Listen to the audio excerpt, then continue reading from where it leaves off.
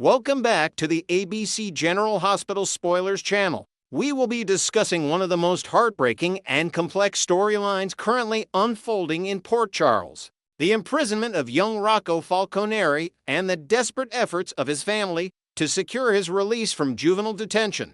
Rocco Falconeri, the teenage son of Dante and Lulu Falconeri, finds himself in one of the most devastating situations imaginable. After being arrested for his involvement in breaking into Professor Dalton's laboratory at Port Charles University, Rocco was convicted and sent to prison. What should have been a straightforward case of youthful indiscretion, with ultimately noble intentions attempting to expose alleged illegal animal testing, has transformed into a nightmare that has shattered the lives of not only Rocco, but his entire family. The circumstances surrounding his arrest and conviction have revealed the brutal and unforgiving nature of the juvenile justice system, where a single mistake can have life-altering consequences that reverberate through an entire family for years to come.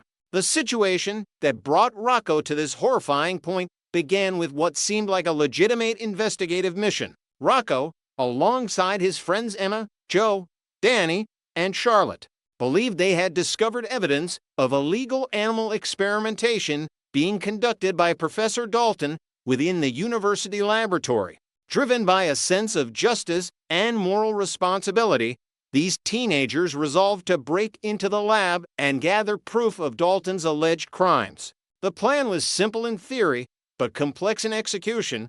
They would use a stolen key fob to gain access to the restricted laboratory during the night hours when they believed no one would be present. Once inside, they would search through computers and filing cabinets, looking for any documentation or digital evidence that could expose Dalton's unethical practices to the authorities and the public.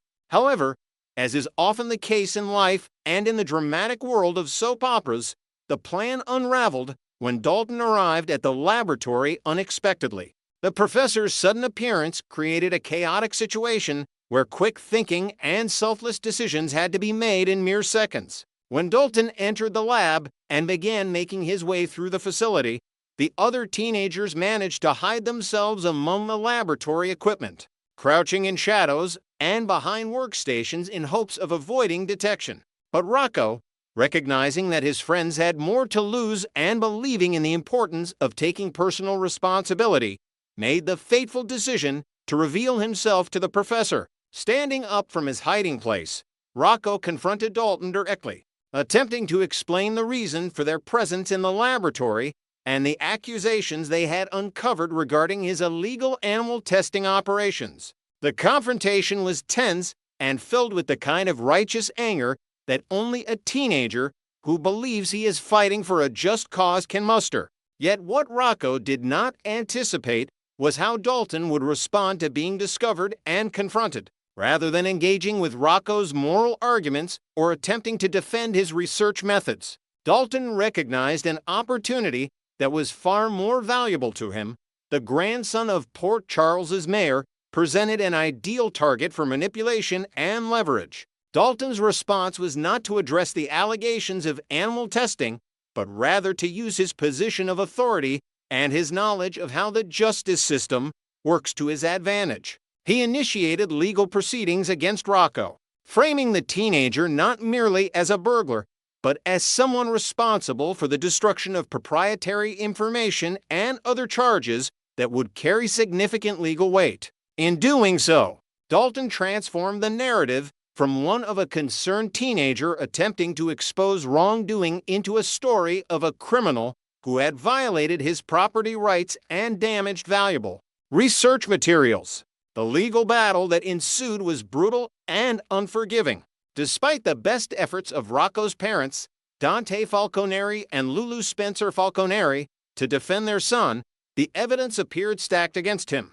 Dalton's position as a respected university professor and his ability to frame the narrative gave him a significant advantage in the courtroom.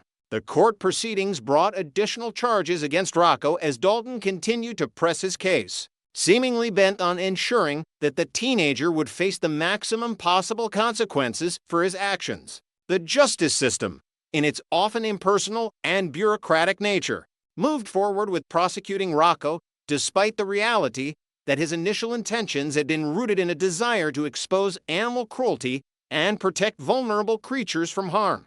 The conviction and sentencing of Rocco to prison has devastated his entire family. His grandmother, the formidable Laura Collins, who has navigated countless crises throughout her decades in Port Charles, now finds herself grappling with the painful reality that her young grandson is behind bars. His parents, Dante and Lulu, have been emotionally and psychologically torn apart by the situation. Dante, serving as the newly appointed acting police commissioner of Port Charles, faces the added pressure of maintaining his professional composure while dealing with the personal crisis of his son's imprisonment. The weight of keeping his family's struggle private while performing his duties as the city's chief law enforcement officer has clearly taken its toll on him, as evidenced by recent reports that suggest he has begun to lose his temper under the mounting stress and pressure. Now, in what represents a glimmer of hope amidst this darkness, Dr. Britt Westburn has become an unexpected source of potential salvation for Rocco. Britt, who carries her own complex and deeply intertwined history with Rocco, she is the woman who gave birth to him. Though he is biologically the son of Lulu and Dante, has stepped into a role as an advocate and helper in his time of greatest need. Britt's visit to see Rocco in prison was marked by profound emotional anguish as she witnessed firsthand the horrific conditions that her biological son is enduring behind bars. The sight of Rocco bearing the physical marks of violence, having been beaten by other inmates, was almost too much for Britt to bear. Despite her own complicated past and the moral transgressions she has committed during her time in Port Charles, most notably the theft of Lulu's embryo that led to Rocco's creation, Britt has demonstrated a genuine and authentic love and concern for Rocco's well-being that transcends the legal and biological complexities of their relationship. During her visit to the prison, Britt shared important information with Rocco that provides a foundation for hope regarding his legal situation. She informed him that Sonny Corinthos, the powerful and influential mob kingpin who holds considerable sway in Port Charles and beyond, is actively working to secure Rocco's release from prison as quickly as possible. Sonny's involvement in Rocco's case is not arbitrary, but rather stems from familial connections and personal relationships that tie him to the Falconeri family. The fact that Sonny has taken an interest in Rocco's plight and has deployed his considerable resources and connections to work toward the teenager's liberation represents a significant development in the young man's legal situation and his prospects for freedom. While Britt's visit and her sharing of information about Sonny's efforts provided Rocco with some hope, she was also realistic about the challenges that still lie ahead. She acknowledged that the path to Rocco's release will not be easy or quick, and that the upcoming trial will present significant obstacles and challenges that must be overcome.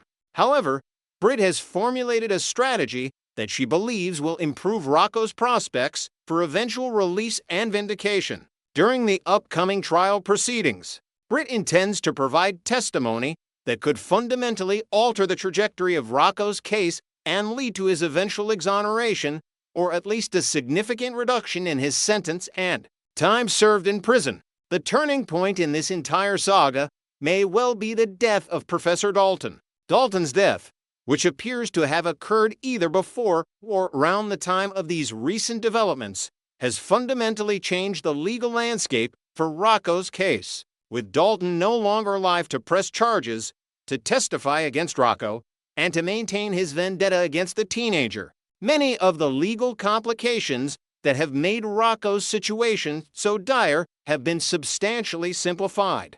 The prosecution's case against Rocco depended significantly on Dalton's testimony and his willingness to pursue the charges to their maximum extent. Without Dalton's presence to drive the legal proceedings forward, and without his ability to influence the narrative and the evidence presented to the court, the entire framework of Rocco's prosecution has become far more manageable and potentially defensible. This development has opened the door for Britt to present her testimony in a way that could reframe the entire story of Rocco's arrest and imprisonment. With Dalton no longer in the picture to counter her narrative or to complicate matters further, Britt believes she can provide crucial testimony that will demonstrate Rocco's essentially good character, his noble intentions in breaking into the laboratory, and the disproportionate consequences he has faced for what amounts to youthful misconduct driven by moral concern for animal welfare. Britt's testimony could also potentially call into question the validity of some of Dalton's charges against Rocco or provide context that helps explain and mitigate the teenager's actions in a way that a jury or judge might find compelling and sympathetic. The upcoming trial will be a critical moment for Rocco and his family. Britt has promised to do everything in her power to guide Rocco toward eventual freedom through the legal process. Her involvement in his case, despite the controversial and ethically questionable nature of her past interactions with his family, represents a crucial development that gives the Falconeri family genuine hope that their son and grandson will not have to spend his formative years locked away behind bars. The emotional weight of this situation cannot be overstated. Rocco is a young man whose entire future hangs in the balance, a future that could be derailed permanently if the legal system does not provide him with justice and eventual freedom. The imprisonment of Rocco Falconeri serves as a stark reminder of how quickly a teenager's life can spiral into crisis when circumstances align in unfortunate ways, and how the legal system can sometimes fail to account for the nuances and complexities of human motivation and youthful indiscretion. However, it also demonstrates the power of family bonds, personal relationships, and the determination of people who care about another individual to fight for their freedom and vindication. As Rocco faces his upcoming trial with Britt's support, Sonny's behind-the-scenes maneuvering, and his family's unwavering love and dedication, there is reason to believe that this dark chapter in his life may eventually come to a close, leading to his rehabilitation, release, and a chance to rebuild the promising future that his current circumstances have temporarily obscured from view. Next, we will learn about the issue shaking Port Charles as Drew Cain takes a bold step that could reshape both his future and Willow Tate's. What begins as a heartfelt plea turns into a complicated power play, emotional reckoning, and a test of loyalty that neither of them can escape.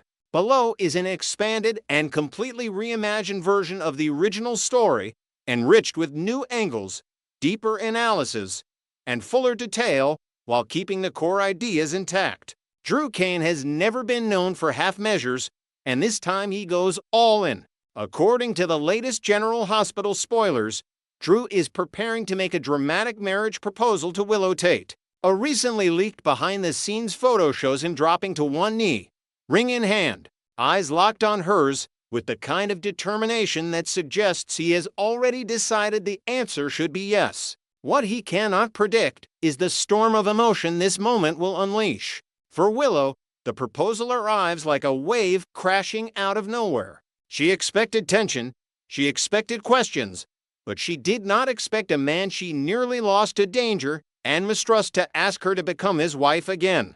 With Willow out on bail, Drew sees a crucial opening to show her where he stands. He wants her to know he is not running, not doubting, not backing away from their future. Even after everything that has gone wrong between them, he still pictures a life where they choose each other every single day. In Drew's mind, the broken pieces of their past do not matter as much as the possibility of building something solid again. He believes the two of them were once close to a forever that felt real, and he refuses to let past mistakes or outside interference erase that chance. Of course, everyone in Port Charles remembers how their last attempt at forever crashed and burned. During their first wedding attempt, Curtis Ashford made a devastating slip that exposed Nina Reeves' past romantic involvement with Drew. Willow felt blindsided and humiliated. She could not even bring herself to say her vows, and the ceremony dissolved in front of their stunned guests.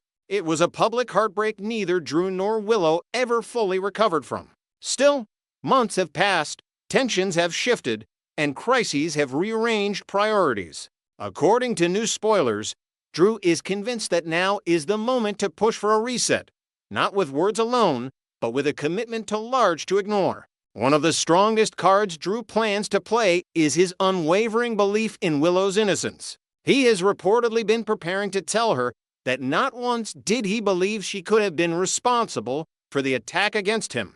While others allowed rumors and tension to cloud their judgment, Drew held firm. He wants Willow to understand that she still has an advocate who will do whatever it takes to keep her free. He knows the justice system of Port Charles can turn on a dime, and he wants to make sure she is never facing it alone.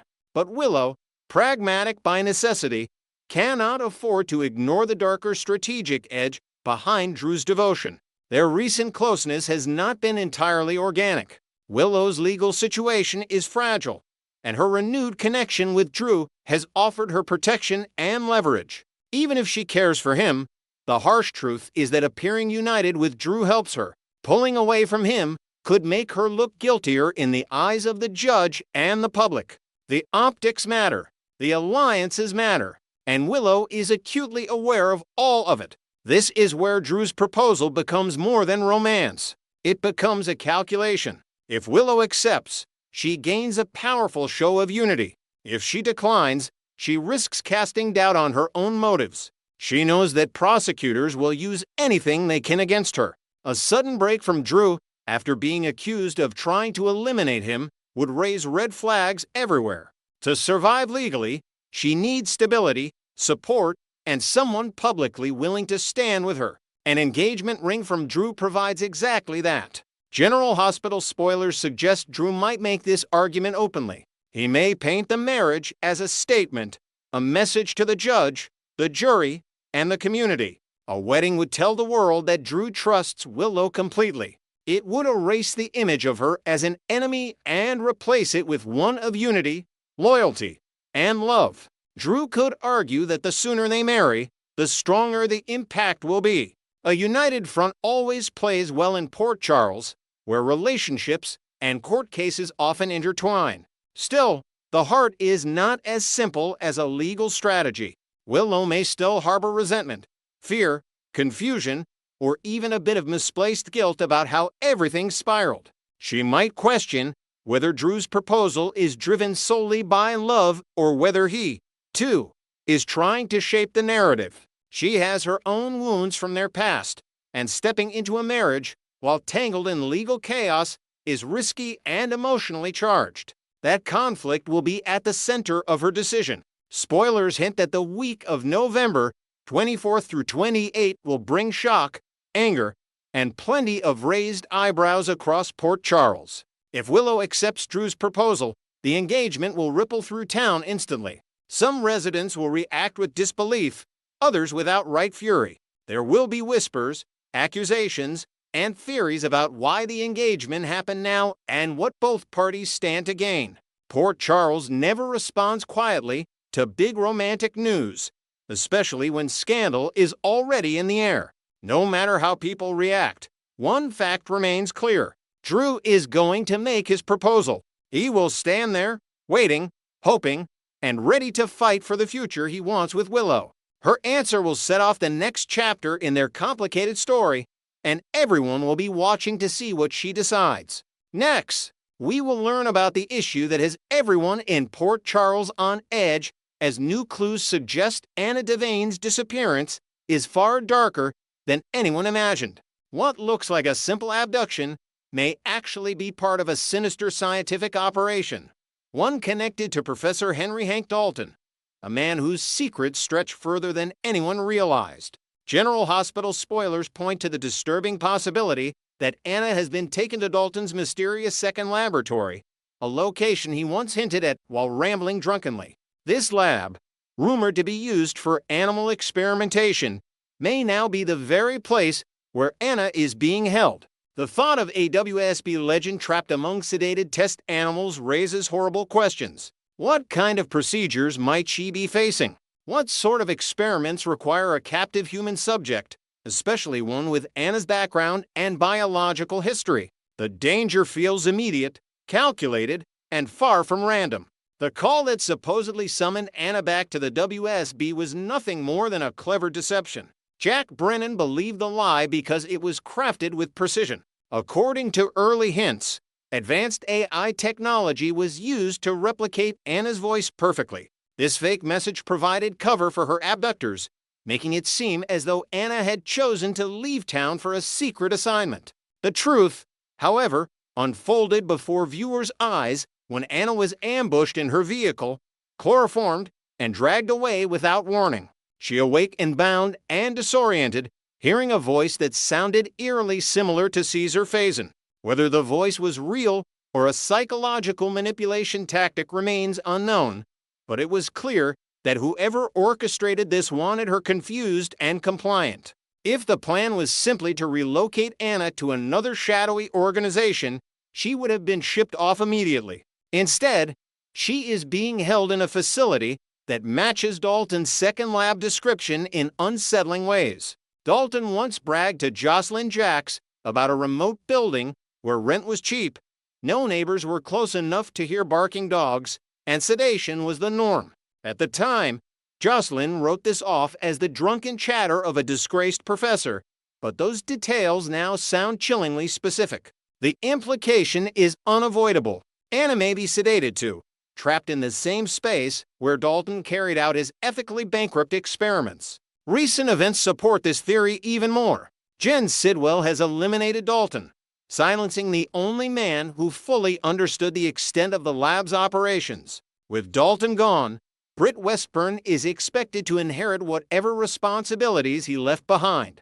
Britt, who already struggles with the pressures of her own declining health, is in no shape to be dragged into such a nightmare. Yet she may have no choice. Once she unlocks the second lab's files and understands what Dalton built, Britt could find herself face to face with a reality she never wanted. Anna Devane drugged, restrained, and used as the next test subject. This development could create major fallout, especially given the tensions between Britt and Emma Scorpio Drake. Emma has never fully trusted Britt, and if Britt becomes connected to Anna's captivity, even by accident, that relationship will explode. Britt may be walking into a situation that will push her guilt, morality, and health to the breaking point. Her Huntington's medication already places her in a vulnerable position, almost making her feel like a test subject herself. The last thing she wants is to play a role in harming another person, especially someone as respected as Anna.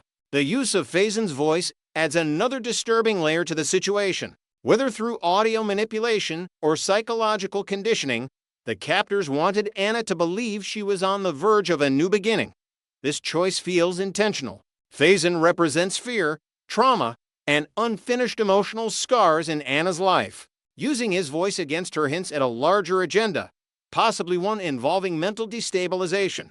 If Anna is sedated now, she may be waking up only long enough to hear scripted messages, illusions designed to lower her defenses and prepare her for whatever experiments await. Britt's emotional unraveling will likely escalate once she realizes what the second lab truly contains. She has already been barely coping with her workload, her health, and her strained relationships. Discovering Anna in a laboratory cell could force her into an impossible choice. Does she follow the orders left behind for her, risking irreparable damage to her conscience, or does she take a stand against whoever controls this facility? Either path could expose her, endanger her, or push her into direct conflict with dangerous people who want Anna kept quiet and hidden. According to upcoming General Hospital spoilers, the storyline surrounding Anna's captivity is only beginning. Expect shocking revelations, unexpected alliances, and dark truths about Dalton's empire that will reshape everything Anna believed about her enemies. The puzzle pieces are falling into place, and soon Port Charles will learn just how deep this nightmare goes. Stay tuned for more updates on Anna's ordeal, Britt's unraveling future, and the sinister forces waiting in the shadows as this chilling mystery continues to unfold.